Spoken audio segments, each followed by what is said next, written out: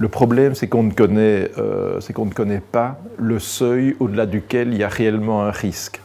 Et donc, c'est difficile de conseiller une dose qu'on pourrait prendre sans risque.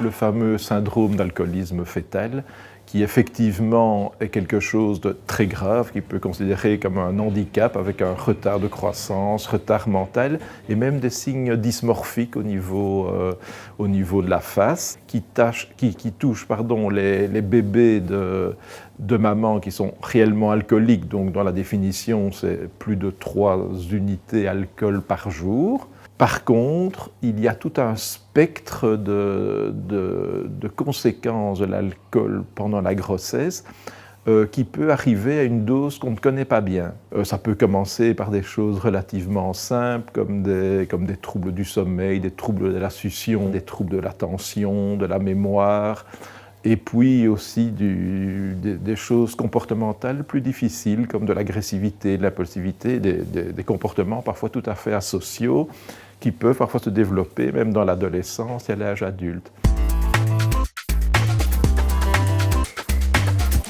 Non, donc ça, il faut quand même rassurer les patientes qui, par exemple, auraient eu une soirée un peu arrosée au début de leur grossesse, ne sachant pas qu'elles étaient enceintes. Donc là, on est vraiment plus dans la chronicité. Ce qu'on conseille, si un petit verre à boire après une naissance, c'est de le boire après une tétée. Comme ça, l'alcool a le temps d'être métabolisé avant la tétée suivante. Mais voilà, je veux dire, après avoir bu de l'alcool, la quantité dans le lait maternel est égale à celle qu'il y a dans le sang maternel.